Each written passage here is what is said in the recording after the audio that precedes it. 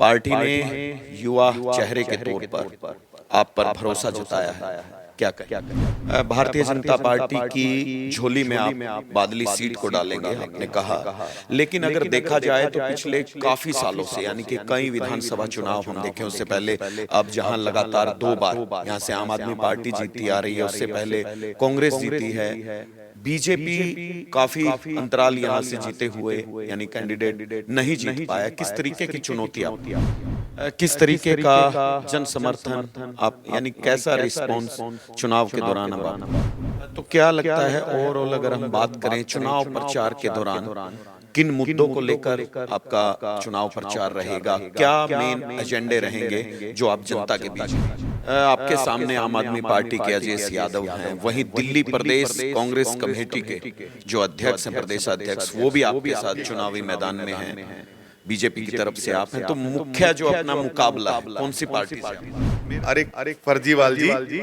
कम से कम उन बहनों को रक्षाबंधन पे तो हजार रुपए दे देते। आप ये भी बीजेपी पे आरोप लगाते हैं कि उनके पास मुख्यमंत्री का चेहरा।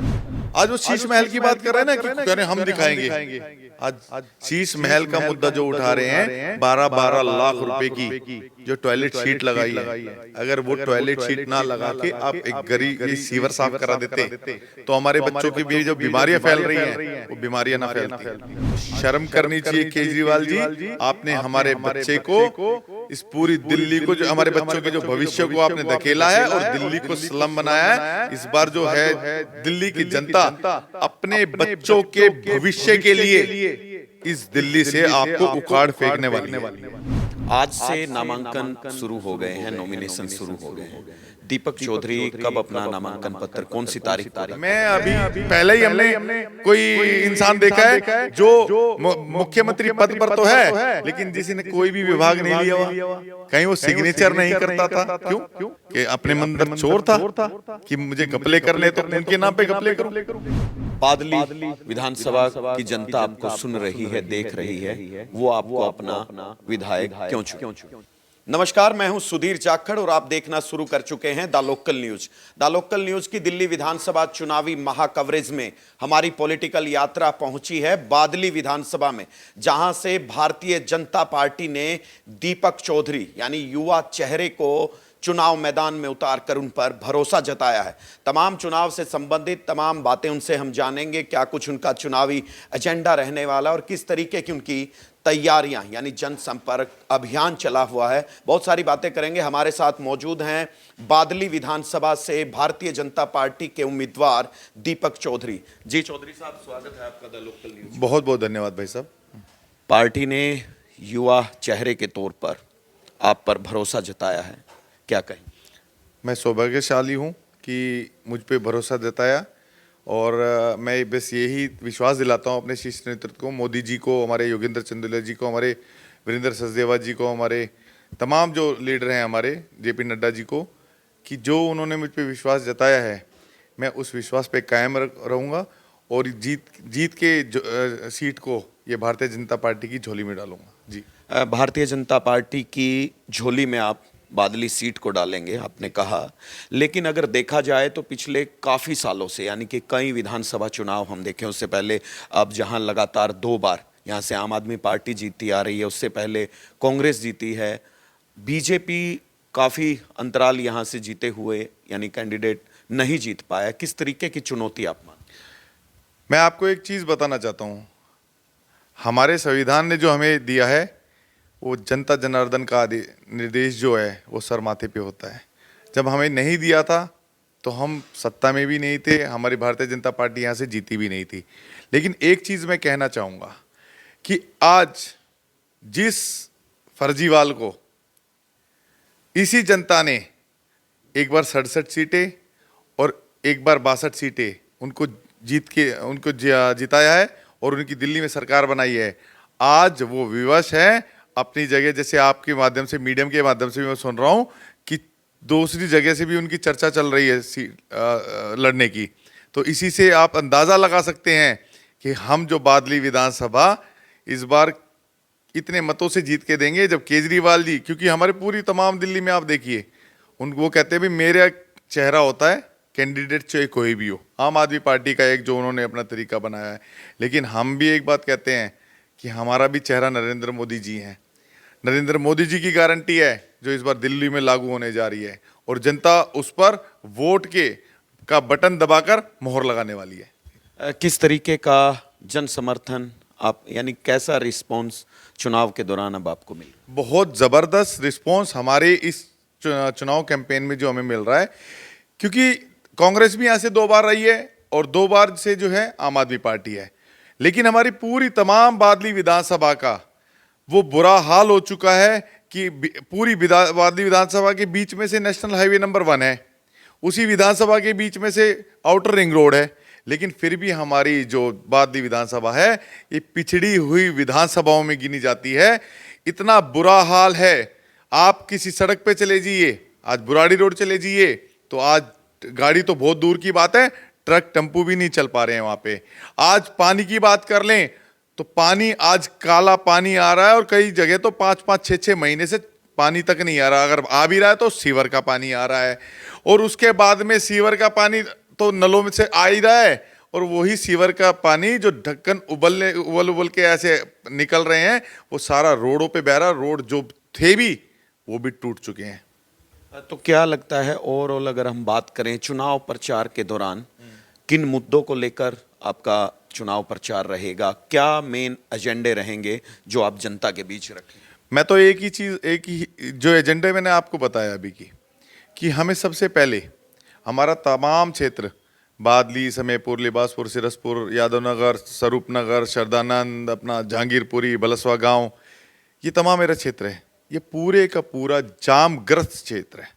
अगर हम मुकरबा चौक जैसे हम बाईपास चौक बोलते हैं, कैप्टन शहीद चौक जो है हमारा, उस पे आज अगर हम जाते हैं तो उस पे कई कई घंटे जाम लगता है, क्योंकि इसके चारों तरफ ही जो है दिल्ली है। कोई नया ऐसा प्रोजेक्ट ही नहीं आया 20 साल में कि हमारे यहाँ कोई डेवलपमेंट वर्क नहीं हुआ, कोई फ्लाईओवर नहीं बना। आज वो हाल है कि अगर किसी पुलिया पे अगर हमारा कोई भाई, हमारी बेटी, हमारी बहन स्कूल या कॉलेज या नौकरी से आ रहे हैं तो उन्हें 2-2 घंटे लग जाते हैं एक जगह अपने घर पहुंचने के लिए। सबसे बड़ा तो जाम का हो गया, पानी का हो गया, ठीक है जी, और इससे ज्यादा सबसे बड़ा मुद्दा क्या है, हमारे यहाँ कूड़े का पहाड़। जिस कूड़े के पहाड़ को मैं तो कहूँगा, ये तो केजरीवाल जी ने एक हिल स्टेशन डेवलप करके दिया हुआ है, शायद वो इसी को टूरिज्म समझते हो, क्योंकि ना तो झील हमारी मतलब झील को टूरिज्म का दर्जा दे पाए, ना हमारे क्षेत्र में या दिल्ली में कहीं पे दे पाए। उन्होंने अपना वादा जरूर पूरा किया कि दिल्ली को झीलों का शहर बना देंगे, उन्होंने झीलों का शहर बना दिया है। आज नांगली रोड पे जाए तो पानी भरा रहता है।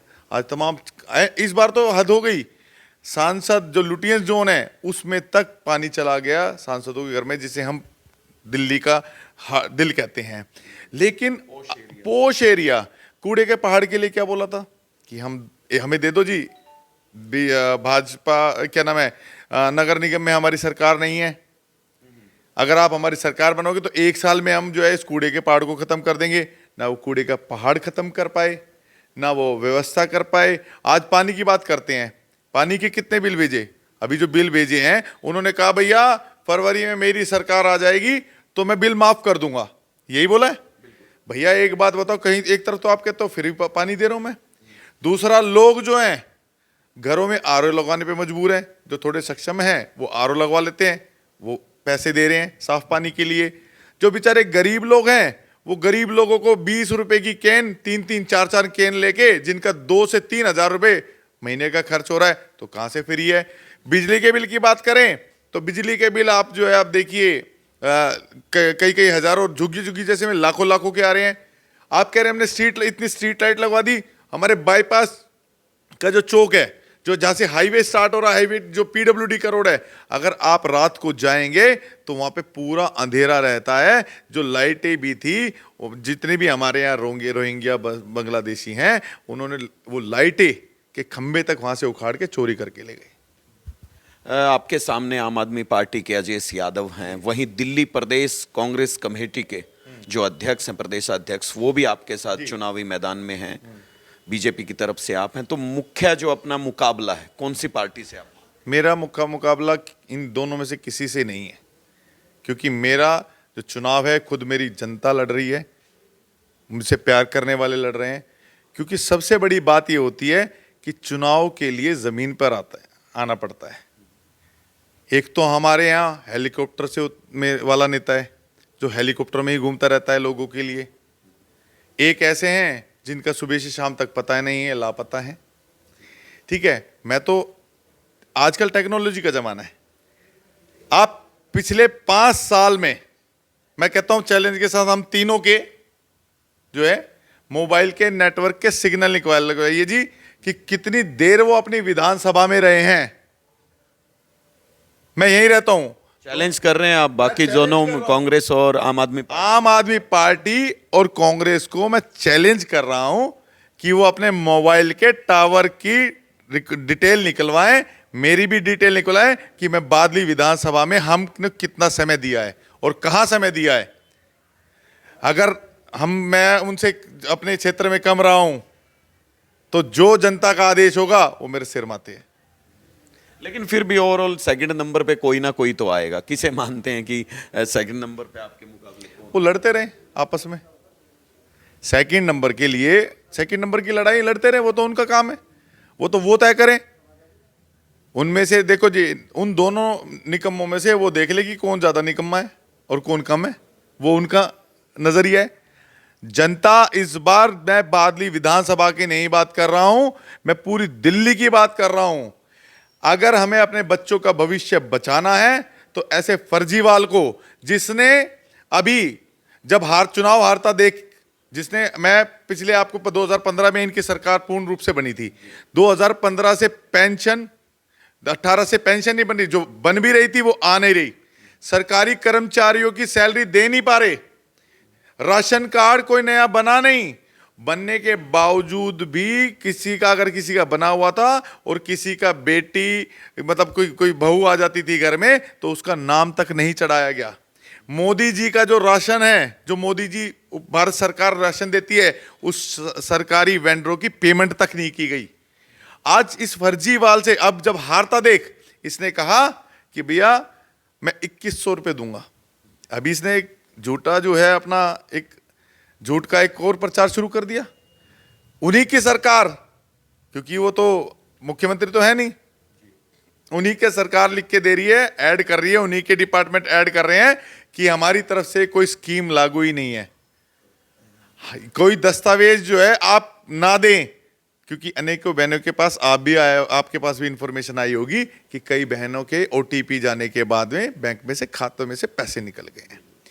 और अनेकों लाखों बहनें हमारी पंजाब की उस फर्जीवाल को ढूंढ रही है कि हमारा भाई कहां है, जो हमें 1000 रुपए का वादा कर कर और पंजाब में सरकार बना ली और 3 साल से एक फूटी कोड़ी भी नहीं दी। अरे फर्जीवाल जी, कम से कम उन बहनों को रक्षाबंधन पे तो 1000 रुपए दे देते, वो भी नहीं दिए। कैसे भाई हो, और बात करते हो कि मैं दिल्ली में ये कर दूंगा, क्रांति ला दूंगा। आज कभी ये कहता है कि जो है दूल्हा कौन है, आप ये भी बोल, बीजेपी पे आरोप लगाते हैं कि उनके पास मुख्यमंत्री का चेहरा नहीं। ये कौन से मुख्यमंत्री के चेहरे थे? इन्होंने भी तो अन्ना हजारे जी को चेहरा आगे कर और फिर जो है खुद सब जितने भी इनके साथी थे सबको एक एक करके बाहर करके इस पार्टी पे कब्जा कर लिया। यही है ना, आज वो हमारे प्रधानमंत्री जी के ऊपर सवाल उठा रहे हैं। एक टिकट ब्लेकर क्या कह रहे हैं कि प्रधानमंत्री जी का इतने का मकला, वो सरकारी मकान है, वो पहले प्रधानमंत्री भी वहीं पे रहते थे। और जो आप बात कर रहे हो कि मैंने बनाया, आपने लिख के दिया था, आपने एफिडेविट दिया था जनता को, ना मैं बड़ा घर लूंगा, ना मैं बड़ी कार लूंगा, ना मैं सिक्योरिटी लूंगा। अपने बच्चों की कसम खा के आपने कहा था मैं इनके साथ नहीं लूंगा। 6 महीने पहले आप साथ थे। ये तमाम मुद्दे इस फर्जीवाल को हमें समझना पड़ेगा कि ये किस तरीके से हमारे बच्चों के भविष्य से करते हैं। आज देखिए, पहले दिल्ली सुरक्षित होती थी और कहते थे, कभी यूपी में कहते थे कि भाई हम सिक्योर नहीं है, दिन में भी रोडों में चलने हैं। आज रात को 2 बजे भी हम यूपी में जाते हैं तो आज यूपी सुरक्षित है, क्योंकि वहां मोदी जी की गारंटी है। और दूल्हे की बात करते हैं, हमारा तो यूपी में भी कोई चेहरा नहीं था, हरियाणा में भी कोई चेहरा नहीं था, हमारा राजस्थान में भी कोई चेहरा नहीं था। हमारा हर जगह जो है वो मोदी जी हैं, और मोदी जी हमारा चेहरा है और मोदी जी की गारंटी है। उन्हीं के आशीर्वाद के बाद जो हमारा मुख्यमंत्री बनेगा, उसे ये डर रहेगा कि हमारे मोदी जी हमारे ऊपर से देख रहे हैं, जिन्होंने इस देश को पूरे विकास किया है। आज मैं एक चीज पूछना चाहता हूं, आप भी किसी ना किसी स्टेट से होंगे, शायद आप हरियाणा से होंगे भाई साहब। आज आप हरियाणा जाते हैं, हमें ये लगता है कि कितना डेवलपमेंट हुआ है, कितने हाईवे निकले हैं। यूपी जाते हैं, कितने हाईवे निकले हैं।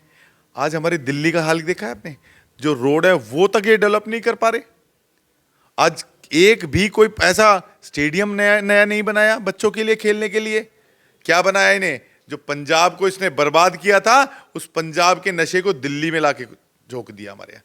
आज हमारे बच्चों को क्या कहता है? अब समस्या ये है कि पूरी दुनिया में कहीं होगा तो इसी के ऐसा मुख्यमंत्री होगा जिसे शिक्षा मंत्री भी कहता है, और वही शराब मंत्री है, जो कहता है दिन में तो कहता है कि बच्चों तुम पढ़ो चाहे मत पढ़ो, लेकिन शाम को शराब पी के झूमो, और जो है आपकी उम्र मैं कम कर देता हूं, आप झूमो। और उसके बाद कहता है, क्योंकि हमारा देश एक संस्कार से चलता है, और हमारे यहाँ महिलाओं को ये रहता है कि अगर पिता ठीक होना हो, लेकिन एक माँ अपने बच्चों को जरूर संभालती है। ये कहता है भैया मैंने पिंक ठेके खोल दिए, बाप तो पियो पियो, माताएं भी पिए और बच्चे गए बाढ़ में। बच्चों को भी कहा बेटा उम्र कम कर दी, वो भी पिए, और उसमें भी घोटाला करके गोवा सरकार बनाने चले गए थे। तो ऐसे इंसान से हमें बचना पड़ेगा, जो झूठे कभी 2100 का हमारे पास में फर्जी वो दे देगा, कभी कुछ कर, उनसे कुछ ही बात कर लो। आज वो शीश महल की बात कर रहे हैं ना, कि कह रहे हम दिखाएंगे। आज शीश महल का मुद्दा जो उठा रहे हैं, 12-12 लाख रुपए की जो टॉयलेट शीट लगाई है, अगर वो टॉयलेट शीट ना लगा के आप एक गरीब ये सीवर साफ करा देते, तो हमारे बच्चों की भी जो बीमारियां फैल रही हैं वो बीमारियां ना फैलती। आज जो हमारे जितना भी, अब आज पिछली बार एमसीडी में हम इन्होंने कहा लेके आएंगे, इस बार पहली बार हुआ कि बच्चों को 15 अगस्त पे पुरस्कार दिए जाते हैं, जिसका 18 रुपये या 20 रुपये प्राइज होता है, कि बच्चों को हम सम्मानित करें जो अच्छे बच्चे होनहार बच्चे हैं। पहली बार ऐसा हुआ है इतिहास में कि वो पुरस्कार के पैसे तक बच्चों के नहीं आए। आज ये बात करते हैं डेवलपमेंट की, हमने ये किया। पंजाबी बाग का फ्लाईओवर उन्होंने अब पिछले दिनों कहा कि हमने उद्घाटन किया। 5 साल में उस जनता को आपने 2-2, 3-3 घंटे गुड़गांव जाने वाले लोगों को आपने रोड पे खड़ा रखा, ठीक है। अब 2 महीने के अंदर अंदर चुनाव देखते देखते आपने जो उसे चालू कर दिया, और अब आपको एलजी साहब ने नहीं रोका, अब आपको मोदी जी ने नहीं रोका, लेकिन ना काम करने हो तो मोदी जी मुझे नहीं करने दे रहे, लेफ्टिनेंट गवर्नर जी हमारे साथ, एलजी साहब हमारे लिए नहीं करने दे रहे। तो शर्म करनी चाहिए केजरीवाल जी, आपने हमारे बच्चे को, इस पूरी दिल्ली को, जो हमारे बच्चों की जो भविष्य को आपने धकेला है और दिल्ली को स्लम बनाया है। इस बार जो है दिल्ली की जनता अपने बच्चों के भविष्य के लिए इस दिल्ली से आपको उखाड़ फेंकने वाली है। बहुत काफी आपने आरोप लगाए हैं, एक तरीके से बरसे हैं, चाहे आम आदमी पार्टी है या कांग्रेस है। आज से नामांकन शुरू हो गए हैं, नॉमिनेशन शुरू हो गए हैं। दीपक चौधरी कब अपना नामांकन पत्र, कौन सी तारीख को दाखिल? मैं अभी जो है, क्योंकि परिवार है, परिवार से के बाद में जो हमारे और भी हमारा एक पूरा एक संगठन होता है, तो उनसे बात करके हम करेंगे कि भाई हम कब करें। और अभी जो हमारे जो अधिकारी हैं या हमारे जो सांसद हैं, हमारे प्रदेश अध्यक्ष हैं, उनसे मैं बात करके सारी चीज़ें तय करूँगा कि कब किया जाएगा। लेकिन आपको पूर्ण विश्वास दिलाता हूँ कि इस बार जो है दिल्ली में काम करने वाली सरकार चाहिए, डबल इंजन की सरकार चाहिए, कि आम जनता को ये बहाना ना मिले कि हमें कोई ऐसा मुख्यमंत्री मिला कि हमें ऊपर से कोई रोक रहा है। तो मैं आज आप लोगों को आपके माध्यम से जनता से अपील है कि ऐसे बहानेबाज मुख्यमंत्री को ना लेके आए। और मुख्यमंत्री तो माफ करना भाई साहब, मुख्यमंत्री तो बन ही नहीं सकते। उन्होंने क्या बोला था? बहुत बड़ी बात कह रहे हैं, मुख्यमंत्री वो बन ही नहीं सकते। कैसे बन सकते हैं आप बताइए? आप ही सुप्रीम कोर्ट ने जब एक उन्हें बेल दी, कंडीशनल बेल दी, और कंडीशनल बेल में उन्हें यह बोला है ना आप कोई फाइल साइन कर सकते, ना आप अधिकारियों से मिल सकते, ना आप सीएम ऑफिस जा सकते। तो भैया किस बात का मुख्यमंत्री आप बन रहे हैं? और मैं आप पूछना चाहता हूं, अभी केजरीवाल जी कहते हैं मैं महिलाओं का बड़ा सम्मान करता हूं, मैं सम्मान निधि कर रहा हूं। अरे आपकी मुख्यमंत्री एक महिला है, आप होर्डिंग पोस्टर में उसका ही फोटो लगवा देते महिला के सम्मान के नाम पे। मतलब आप राजा हो या राजशाही है? मुख्यमंत्री हमारी दिल्ली की कौन है? मुख्यमंत्री का चेहरा कौन होना चाहिए? उनकी तरफ से आतिशी जी होनी चाहिए। केजरीवाल जी आप जो है उस गद्दी से ऐसे चिपके बैठे हैं कि मेरे अलावा कोई ना आए। आप फोटो तक लगाने से डर रहे हैं आतिशी जी का कि कहीं ना कहीं उस महिला को, वैसे आप महिलाओं की बात कर रहे हैं और महिला मुख्यमंत्री का फोटो तक नहीं दे रहे हैं। तो पहली बात तो ये मुख्यमंत्री बन ही नहीं सकते, जनता को ये भ्रम ना रहे। ये कोई फाइल नहीं, कोई केस तो खत्म नहीं हुआ है, अभी बेल पर है। अब फिर हम 5 साल ये सुने जाएंगे जी हमारा मुख्यमंत्री तो अंदर है जो कि बन ही नहीं सकता। अब कहीं ना कहीं वो आतिशी जी भी को भी काबिल उन्हें, अच्छा वो एक बात बहुत मजेदार है उनकी, अच्छा जी, क्या? उन्हें सबसे पहले पता लग जाता है। देखिए जी आतिशी जी को गिरफ्तार करने वाले हैं तो इसका मतलब उन्हें पता है कि आतिशी जी ने कुछ चोरी की हुई है। देखिए जी मनीष सिसोदिया जी को गिरफ्तार करने वाले हैं, तो मुझे लगता है कहीं वो अपने ही जितने उनको डाउन करने के लिए उन्हें तो नहीं फंसाते कि जाओ भाई, क्योंकि खुद बिना मुख्यमंत्री का तो पहले ही हमने कोई इंसान देखा है जो मुख्यमंत्री पद पर तो है लेकिन जिसने कोई भी विभाग नहीं लिया हुआ, कहीं वो सिग्नेचर नहीं करता था। क्यों? कि अपने मन अंदर चोर था कि मुझे घपले करने तो उनके नाम पे घपले करूं, है ना? नहीं तो किस बात का डर था? आप अगर ईमानदार हैं तो आपको अपने ऊपर पूरी जिम्मेदारी लेनी चाहिए थी। कभी आप किसी पे डालते हैं, कभी किसी पे डालते हैं।